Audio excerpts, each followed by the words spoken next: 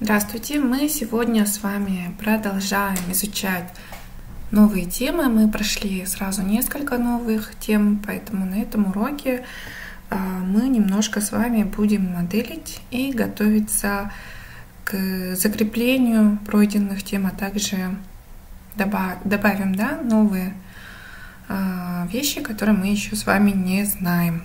Итак, что нам понадобится какие объекты мы сейчас с вами будем моделить? Во-первых, мы удалим наш куб и добавим сюда плоскость Plane. Когда у нас есть объект, он на чем-то должен лежать. То есть обычно не бывает такого, что моделька парит в воздухе. Мы имитируем с вами какую-то поверхность, и не просто поверхность, а для того, чтобы у нас рендер получился красивый, мы сейчас с вами займемся задним фоном. То есть у нас есть плоскость, мы заходим в его Edit Mode, и в режиме Edge можно вот этот заднюю часть сбоку, включаем вот это, оказывается, а вот эту часть мы экструдом поднимаем по Z. У нас получилась такая форма стенки, но при этом у нас вот этот угол, он должен быть гладким. То есть мы расположим камеру так, чтобы здесь у нас вот эта часть, она была немножко скруглена. В фотографии такой фон, для фотографии существует такой фон, он называется циклорама. Свет отражается от него гладко и не будет видно этого угла. Для того, чтобы сделать такую циклораму, нам нужно скруглить. Мы модельку уже сделали, поэтому есть один инструмент, который позволяет углы очень красиво скруглять. Он называется инструмент Bevel. Он же есть и в модификаторах. Инструмент Bevel, мы попозже с ним познакомимся. Но мы сейчас будем использовать именно ручной, когда мы его делаем не с помощью модификатора, а в режиме Edit Mode, когда мы его моделим. Поэтому мы нажимаем на Ctrl-B, сочетание клавиш, Ctrl и B, английская B, и тянем. Тянем мышку, у нас получается вот такой срез. И мы знаем, что такой срез на самом деле он не гладкий, только в виде одной плоскости. И до того, как мы закрепили этот инструмент, мы начинаем крутить колесико мышки. И как мы крутим, у нас появляется большое количество граней. И мы начинаем смотреть, сколько этого достаточно. Если считаем, что достаточно, мы его просто закрепляем левой кнопкой мышки. И у нас получилась настоящая циклорама. Такой вид заднего фона мы будем чаще всего использовать для нашего рендера. Scale по X мы можем сделать пошире нашу сцену. Мы подготовили, и теперь еще можем вообще сгладить правой кнопкой мышки по объекту и Shade Smooth. Все, у нас прям вот идеальная картинка получается, сглаживание наша циклорама. И теперь займемся дальше. Мы будем моделить уже наши объекты. Я хочу сделать несколько объектов, чтобы было понятно, с какими материалами мы будем с вами работать. Поэтому добавим сюда цилиндр. Этот цилиндр, помните, мы можем здесь вертексы уменьшить. Пусть это будет 8-гранный цилиндр. Или даже, может, 12-гранный. И Grab по Z мы его поднимаем. Мы из него сделаем граненый стакан. И в Edit моде мы можем верхнюю плоскость вытянуть дальше грэбом и проскейлить. Scale немножко добавить. И удалить верхний фейс. Все.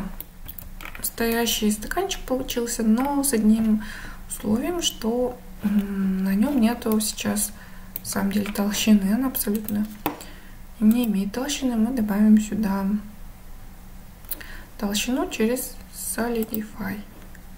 Немножечко мы добавим. толщину. Вот. Ну и уменьшим объект, поставим его на нашу плоскость. Плюс сюда же мы добавим объект, пусть это у нас будет тоже plane. Мы из плейна с вами сейчас замоделим самым быстрым способом ложку. Ложку, да? То есть мы сделаем сейчас ложку, возьмем вот эту часть, грэб по X мы потянем, это будет у нас ручка ложки, и немножечко его поскелим.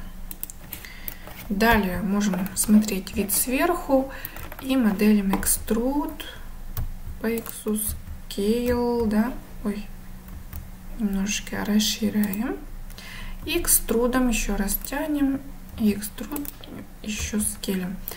Ну вот такая очень-очень простая форма ложки.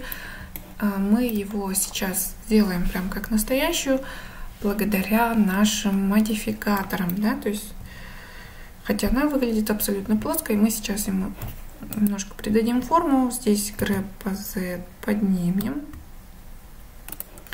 а здесь добавим еще один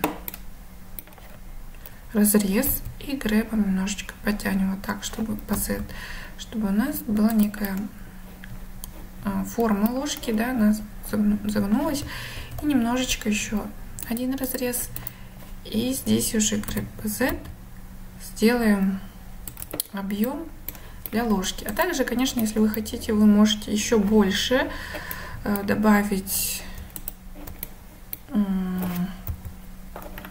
формы, здесь расширить, допустим, scale по Y чуть-чуть так расширить, чтобы она была больше похожа на ложку.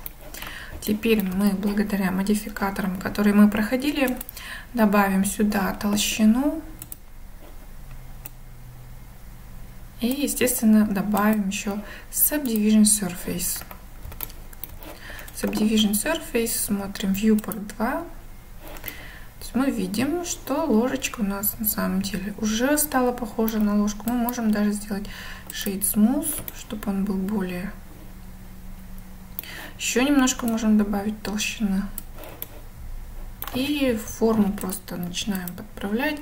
Видим, что ложка немножко у нас чуть-чуть не хватает ей объема здесь.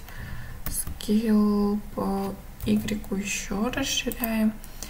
И можем также здесь то же самое, да, то есть мы расширяем ложку настолько, насколько вот нам нужно. Вот, и смотрим. Мы можем также опустить, посмотреть, какой порядок модификаторов лучше. Мне кажется, это лучше. И также мы добавим сюда немножечко еще больше. Вот, ну, получилась настоящая ложечка. Можем еще здесь, оказывается, вот так сделать ложки. Примерно такие, на мой взгляд. И ставим эту ложку тоже рядом со стаканом.